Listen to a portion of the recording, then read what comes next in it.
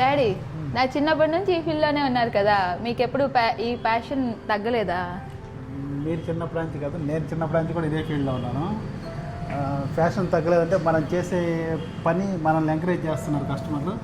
మనం ఎంకరేజ్ చేసే కొంది ఏంటంటే మనం ఇంకా చేయాలనే ఇంట్రెస్ట్ కలుగుతుంది. కానీ దీని మీద బోర్ అనే ఫీల్ ఎప్పుడు రాలేదు, ఎందుకంటే మనల్ని కస్టమర్లు అలా ఎంకరేజ్ చేస్తున్నారు. నేను ఇలా ఆర్కిటెక్ట్ కంప్లీట్ అయిపోయి 6 months కదా డాడీ అయింది. నార్మల్గా వర్కర్స్ని వాళ్ళందరినీ చూస్తూ ఉన్నాను. వాళ్ళని మేనేజ్ చేయడం కొంచెం నాకు టఫ్గా ఉంది కదా, మీరు ఎలా మేనేజ్ చేస్తున్నారు వాళ్ళని? వర్కర్స్ లాగా చూడకూడదు. వాళ్ళని ఏంటంటే మన సొంత వాళ్ళలాగే చూసుకోవాలా. పైగా ఏంటంటే మనం మన కాడ వర్కర్స్ అందరికి కూడా మనమే వర్క్ నేర్పించాం. వర్క్తో పాటు ఎలా ఉండాలి, ఎలా మాట్లాడాలి, ఇవన్నీ మనం నేర్పించాం కాబట్టి మనకు అంత టఫ్ ఉండదు. అంటే మనతో జర్నీ వాళ్ళు ఎక్కువ కాలం చేశారు కాబట్టి, అంటే మన జర్నీ 35 years నుంచి, అంటే మినిమం మనకాడ 10 years చేసిన వర్కర్స్ కూడా ఉంటారు. దానివల్ల ఏంటంటే మనం ఎలా మాట్లాడాలి కస్టమర్ తోటి, మనం ఎలా వర్క్ చేసుకోవాలి, ఇవన్నీ కూడా మనం నేర్పించుకున్నాం. డాడీ నేను నార్మల్గా బెంగళూరులో ఇంటర్న్షిప్ చేశాను కదా, అప్పుడు చేసినప్పుడు ఒక్కొక్క ప్రాజెక్టు మనము 6 months అలా చేసేవాళ్ళమే. ఇక్కడికి వచ్చిన తర్వాత కస్టమర్స్ వచ్చినప్పుడు ఈ షోరూమ్ ఇవన్నీ చూసి యూనిక్గా ఉన్నాయి, డిజైన్స్ బాగున్నాయి అంటారు. అండ్ ఆల్సో కంప్లీషన్ కూడా చాలా త్వరగా అయిపోతుందని, ఎలా ఇంత త్వరగా కంప్లీట్ చేస్తున్నారు అని చెప్పి అడుగుతున్నారు. వర్క్ మనం ఎలా చేస్తున్నాం అనేది వర్క్ని ఎంత సింప్లిఫైగా చేయాలా అనే దాన్ని మైండ్లో పెట్టుకొని ఎంత సింప్లిఫైగా చేయాలా, కస్టమర్కి మళ్ళీ సర్వీస్ లేకుండా ఎలా చేయాలనేది మనం దాన్ని వర్క్ చేసేదానికంటే కూడా ప్లానింగ్ ఎక్కువ చేసుకొని చేస్తాం. అందువల్ల ఏంటంటే మనకి వర్క్ చాలా ఈజీ అనిపిస్తుంది. బయట వాళ్ళకి ఏంటంటే వర్క్ చేస్తారు కానీ ఎలా చేయాలనే ప్లానింగ్ తక్కువ ఉంటుంది.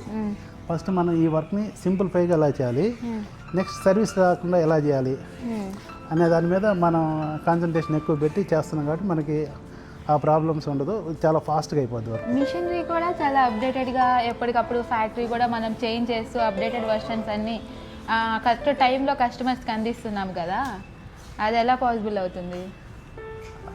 అంటే మిషనరీ అప్డేట్ ఏ ఫీల్డ్ అయినా కూడా మనం ఈ రోజు చేసింది రేపు చేయకూడదు, రేపు చేసింది ఎల్లుండి చేయకూడదు. అంటే మనం చేసేది ప్రతిరోజు అప్డేట్ చేసుకుంటూ పోవాలా. మీరు ఇప్పుడు నువ్వు చిన్నదాన్ని ఫీల్డ్లోకి వచ్చావు కదా, డాడీ చేసిందే చేస్తాను అంటే కుదరదు. ఏ రోజుకి ఆ రోజు కొత్తగా, ఏ రోజుకి ఆ రోజు, ఈ రోజు చేసింది రేపు చేయకూడదు, ఎల్లుండి చేసి ఒక ఇంట్లోది ఒక ఇంట్లో ఉండకూడదు. అట్లా మనం ఏ రోజుకి ఆ రోజు ప్లాన్ చేసుకుంటూ పోతుంటే ఈ ఫీల్డ్లో మనం ముందుకెళ్ళగలం. అట్లా ప్లాన్ చేసుకోబట్టే మనం ఈరోజు నెల్లూరులో ఇంత ఏపీలో కంటే కూడా పెద్ద షోరూమ్ పెట్టగలిగాము. మన దగ్గర చాలామంది వర్కర్స్ ఉన్నారు.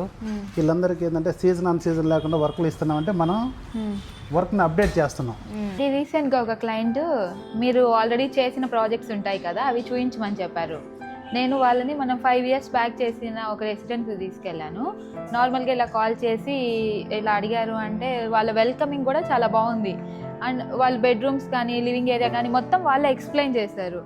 సో వాళ్ళు అంత మంచిగా మనల్ని వెల్కమింగ్ చేశారు కదా, ఎందువల్ల అంటావు? మనం ఒకసారి సైట్ చేసేసిన తర్వాత కస్టమర్ని మనం వదిలేయకూడదు. మనం ఉన్నంత వరకు అంటే సర్వీస్ అంటే నా దృష్టిలో ఏంటంటే మనం బతికున్నంత వరకు మనం సర్వీస్ చేయాలనేది నా దృష్టిలో దాని అర్థం.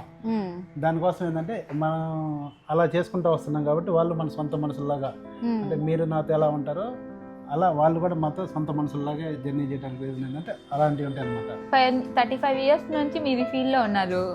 మీ జనరేషన్ వేరే, మా జనరేషన్ వేరే. ఇప్పుడేంటి అందరూ ఇంపోర్టెడ్ అంటారు, బయట నుంచి చైనా నుంచి అలా ఇంపోర్ట్ చేసుకుంటూ ఉంటారు. అప్పుడు ఆ ప్రాబ్లమ్ మనం ఎలా ఓవర్కమ్ చేయాలి? మీకు ఫస్టే చెప్పాను కదా, మనం సర్వీస్ ఇంపార్టెంట్. తెచ్చుకొని ఇక్కడ పెట్టేసుకున్నామంటే ప్రాబ్లమ్స్ వస్తూ ఉంటాయి. మనం సర్వీస్ చేస్తే బయటకి ఎవరు పోరు, బయట నుంచి తీసుకొచ్చుకున్నా సర్వీస్ ఉంటుంది, మనకు రీప్లేస్మెంట్ ఉంటుంది, సర్వీస్ ఉంటుంది. మీ కింద చెప్పాను లైఫ్ టైం అని.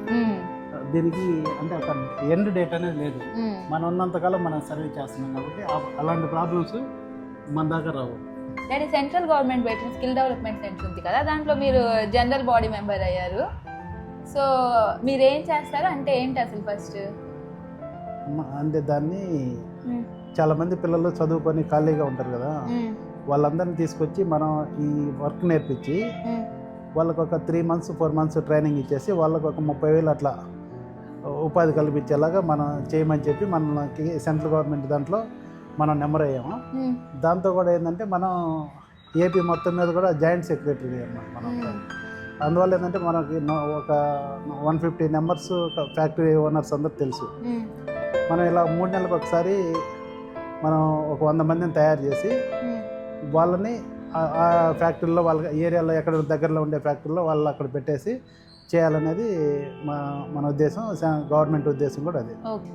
ఇప్పటిదాకా మమ్మల్ని ఆదరించిన కస్టమర్లకు, శ్రేయోభిలాషులకు అందరికీ విజయదశమి శుభాకాంక్షలు.